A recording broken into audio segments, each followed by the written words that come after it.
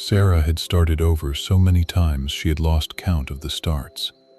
Every Monday was a new beginning.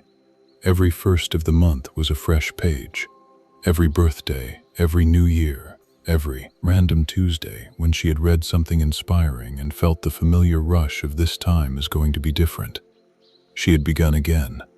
The diet, the gym, the reading habit, the waking up early, the no phone before bed rule, the meditation practice she had been meaning to build since she was 26 and was now, at 32, still meaning to build. She had a folder of saved Instagram posts titled Inspiration.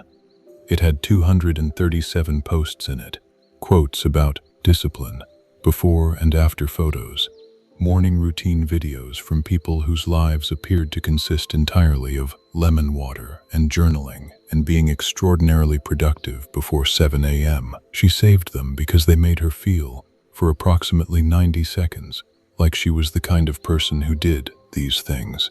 She was not yet the kind of person who did these things, but she was extensively prepared to become that person on Monday. The problem with Monday was that Monday always arrived as a Tuesday. She would wake up Monday with genuine intention. She would drink water before coffee, which was on the list. She would not check her phone for the first 15 minutes, which was also on the list. She would feel, by 8 a.m., like a person who had turned a corner.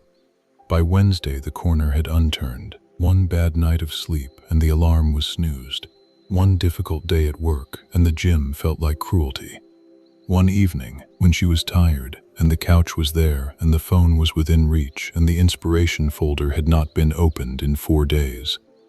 By Thursday, she was waiting for Monday again. She mentioned this to her friend James one afternoon in a way that was supposed to sound like self-aware humor, but landed, even to her, as something more tired than funny. "I am chronically pre-Monday," she said. James was quiet for a moment. He was someone she respected for reasons that had nothing to do with his discipline. He was not a morning person. He did not have an impressive morning routine. He was not the kind of person whose habits made you feel inadequate. But he had, over the past 2 years, quietly and without announcement, changed several things about how he lived. He ran now 3 times a week. He had finished 2 online courses. He read actual books, not just saved articles he never returned to. She had asked him once how he had done it. He had said something she had not fully understood at the time. He had said, "I stopped trying to change my life and started trying to change my next 5 minutes." She had nodded as if this made sense and moved on. Now, sitting with her coffee and her chronic pre-Monday condition, she asked him to explain what he had meant. James thought about it for a moment. He said, "You know how you have a really ambitious plan and you follow it for 2 days, and then one thing goes wrong and the whole plan collapses and you have to start over?" "Yes," she said. This was her autobiography. "The plan collapses," he said, "because it was built on willpower, and willpower is not reliable. It runs out, it gets tired, it loses arguments with the couch." He looked at his coffee. "What actually works," he said, "is so small it feels like it can't work. That's why most people don't try it." "What is it?" she asked. He said, "You just do 2 minutes." She stared at him. "Not 30 minutes of exercise," he said. "Not a complete transformation. Not the whole new life starting Monday. Just 2 minutes of the thing. That's it. That's the whole rule." 2 minutes, she repeated. 2 minutes, he said. "You want to run? You put on your shoes and you walk to the door. That's the 2 minutes. You want to meditate? You sit down, close your eyes, take 10 breaths. 2 minutes. You want to read more? You open the book and read 1 page. 2 minutes. That sounds too easy," she said. "That's the point," he said. "You're not trying to build discipline. You're trying to build an identity. Every time you do the 2 minutes, you vote for the kind of person you want to be.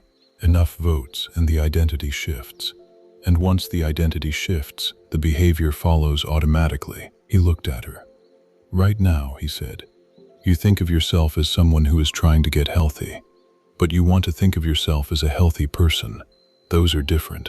The person who is trying gets derailed by bad days. The healthy person has bad days, too. But they don't end the streak because the streak is not what matters. The identity is. Sara sat with this for a while. She thought about something her mother Lena had told her once. Her mother was from a generation and a background where ancient stories were part of how wisdom was passed down, and she had a story for almost every situation. The story she had told Sara, when Sara was a teenager impatient with slow progress at something, was about a river and a stone. A student had asked a teacher how long it would take to become truly wise. The teacher had taken him to a river and pointed to a large stone in the middle of the water. "How did the groove in that stone get there?" the teacher asked. "Water," the student said. "The river wore it down." "Over how long?" "Hundreds of years," the student guessed. "And did the water try harder on some days than others?" the teacher asked. "Did it get frustrated with slow progress and stop flowing for a while?" "No," the student said. "It just kept moving, even when it couldn't see any change." "Especially then," the teacher said. "The change was happening. The stone does not reveal the groove until enough time has passed, but the groove begins on the very first day the water touches the stone." Sara had filed this story somewhere in the back of her mind at 16, and not thought about it since. Now it arrived back to her with a different weight. She had been trying to create the groove in a single dramatic flood, pour enough water all at once, transform the stone over a long weekend. And when the flood drained, the stone looked exactly the same as before, because that is not how stones change. Stones change from water that shows up every day, even when it cannot see what it is doing, even on the days that feel completely pointless. She went home that evening. She did not open the inspiration folder. She did not make a plan for Monday.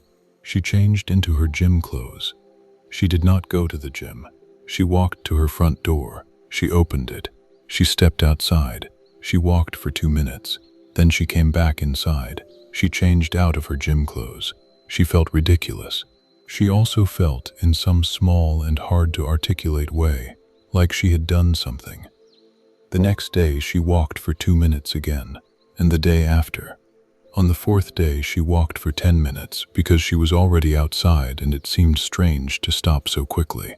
Not because she had planned to walk 10 minutes, because 2 had become 10 without a decision.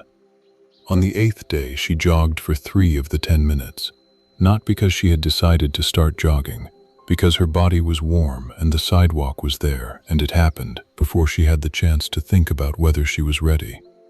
She did not post about this. She did not update the inspiration folder.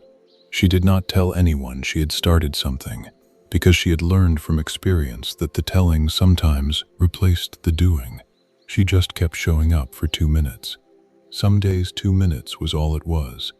On those days she came home and felt the specific satisfaction of someone who had voted, not won the election, just voted, cast one small, quiet, unwitnessed ballot for the person she was choosing to become. She thought about the river, about the groove that starts on the first day even though you cannot see it. She thought about James saying, "You're not building discipline, you're building an identity." She thought about all the Mondays she had waited for. She had been waiting for the flood. Meanwhile, the river had been available every day, every single day. She just had to show up for 2 minutes, even when it felt too small to matter, especially then. 3 months later, she ran her first 5 kilometers without stopping, not because she had trained for a 5-kilometer race, because she had shown up for 2 minutes, 240 times, until 2 minutes had become 20, and 20 had become enough. The groove was not visible on day 1. It was not visible on day 30. On day 90, it was undeniable. The stone had changed, not from a flood, from a river that had never stopped moving. She still had the inspiration folder on her phone. She had not opened it in 3 months. She did not need it anymore. She was no longer pre-Monday. She was just someone who put on her shoes every day and walked to the door. The rest had taken care of itself.